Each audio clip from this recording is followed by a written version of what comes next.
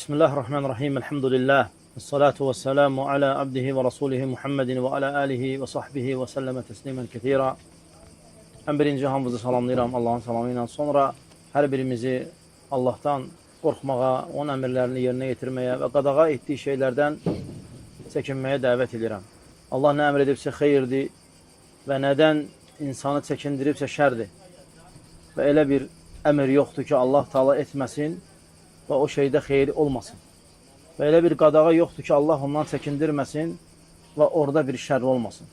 Allah emrettiği her bir xeyir insan üçün fayda ve qadağa ettiği her bir şey insan üçün şərlidir.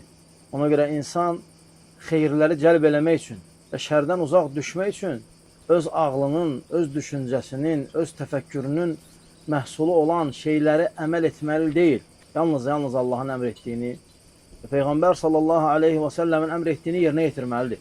Ne üçün? Çünki xoşbəxtçilik, saadət oradadır. Ona görə bütün insanlara fikir versən, görərsən ki, hamı xoşbəxtçilik üçün yaşayır. Və bədbəxt olmaq istəyən yoxdur. Və elə bir insan yoxdur ki, desin ki, mən bədbəxt olmaq üçün yaşayıram. Əksəriyyət deyir ki, mən xoşbəxt olmaq istəyirəm və xoşbəxtçilik üçün yaşayıram. Lakin sən onların hamısını xoşbəxt görə bilmərsən.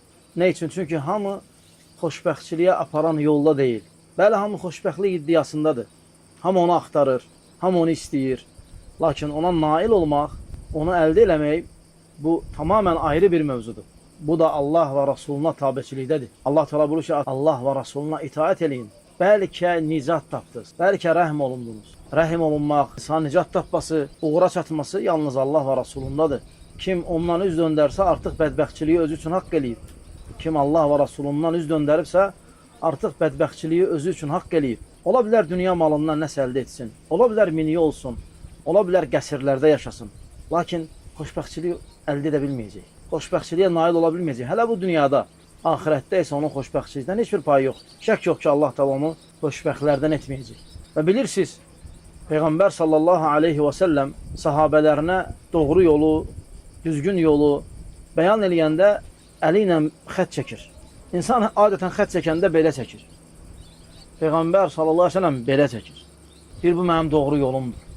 Və alimlər deyir ki, Peyğəmbər sallallahu aleyhi ve sellemin xətti özündən üzü yuxarıya çəkməsi o deməkdir ki, yəni doğru yol məndən başlayır. Yəni doğru yol özündən çəkir və deyir ki, bu mənim doğru yolumdur. Bu Allahın doğru yoludur. Buna tabi olun. Sonra onun yolundan qırıq-qırıq xəttlər çəkir. Və deyir, bu da yollardır. Kim o yollara tabi olsa həlak olacaq. Yəni o yollar ki, hansı ki doğru yoldan yandır, doğru yolun yanındadır, qırağındadır. Peyğəmbər sallallahu aleyhi və səlləm mən gecəsi gündüz kimi olan bir yolla gəldim deyir. Bu yolda qaranlıq bir şey yoxdur. Bu yol aydındır. Yol elədir ki, aydındır. Hər bir məsələdə adam aydındır. Elə bir məsələ yoxdur ki, İslam orada qaranlıq qoyub insanı. İnsanın orada sual cavabı yoxdur. İnsanın orada şübhələri qalıb, insan orada şək içindədir, insan orada rahat deyil, narazılıq və qarışıqlıq içərisindədir. İslamda belə yoxdur. İslam hər bir sualın cavabını verib və hər bir şübhəni aradan qaldırıb. İslam xəbər verib ki, insan necə yaranıb, necə insanlıq yaranıb, necə Adəm olub, necə Həvva olub, necə onların zürriyyəti gəlib, necə qövmlər olub, necə peyğəmbərlər gəlib onlara, necə onlar peyğəmbərləri inkar ediblər və necə onlar peyğəmbərlərə iman ediblər. İnkar edənlərin sonu necə olub, iman edənlərin sonu necə olub.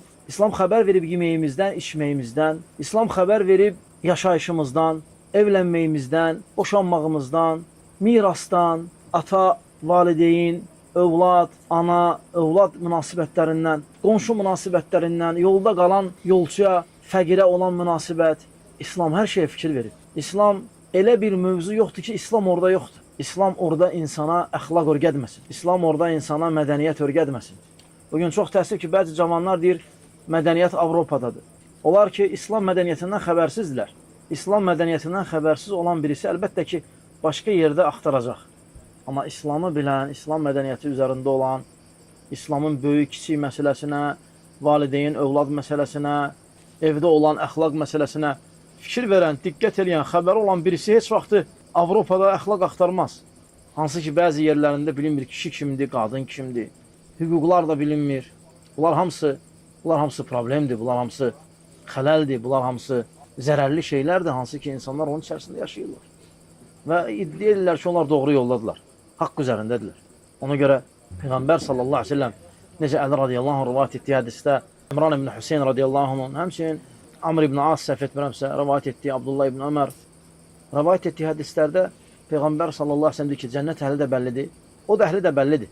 Dedilər, ya Rasulullah, əgər bəllidirsə, onda nə üçün əməl eləyək? Peyğəmbər sallallahu aleyhi ve sellem deyir ki, yox, əməl eləyək. Hər kəsə əməl etdiyi şey rahatlaşdırılıb.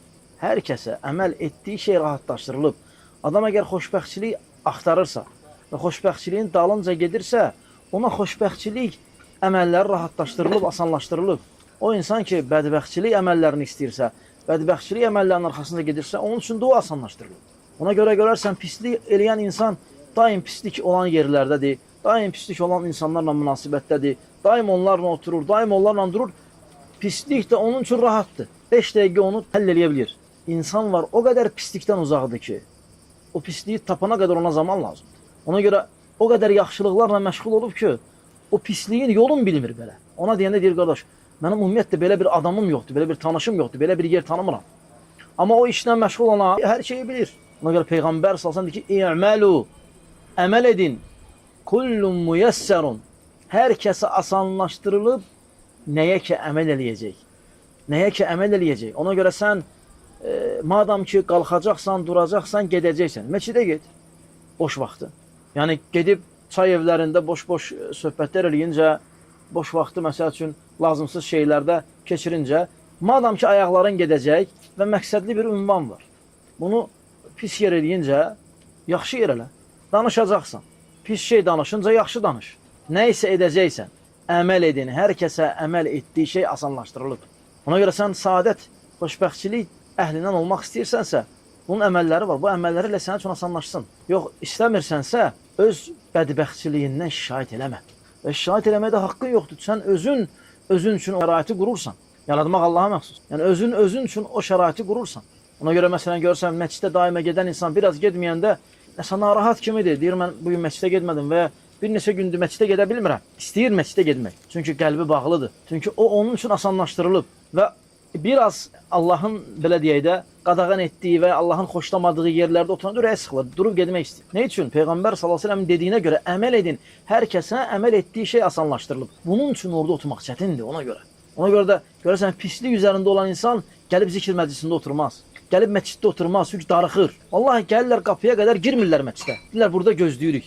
Amma ola bilər saatlarla otursun, nerede oynasın? Saatlarla otursun, hansısa oyunlar oynasın, hansısa söhbətlər eləsin.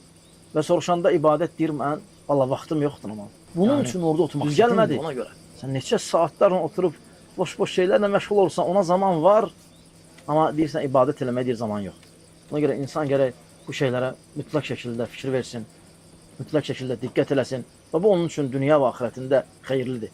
Allah'tan istəyirəm ki, Allah Subhanahu taala bizim üçün bu günümüzü, ömrümüzü xeyirli, bərəkətli eləsin. Ən xeyirləri, ən doğruları, ən yaxşıları yazsın, həm bu dünyada, həm də axirətdə. Və sonra təşəkkür edirəm yer əhlinə, dəvətlərinə görə və onlar da təşəkkürə layiqdirlər. Süfrələrinə görə Allah Taala bol eləsin, artıq eləsin. Allah Taala xeyirli eləsin, bərəkətli eləsin. Və Peyğəmbər sallallahu əleyhi və səlləm deyir ki, insanlara təşəkkür eləməyən Allah şükür eləməz. Ona görə Allaha şükürdən sonra sizə də təşəkkür var, sizə də minnətdarlıq var. Allah razı olsun. Elə bunları demək istəyirdim. Elə düşünürəm ki, eşidənlər üçün faydalı olar. Və sallallahu nəbiyyə Muhammedin və alə alihi və sahbihi və səlləmə təslimən kətira.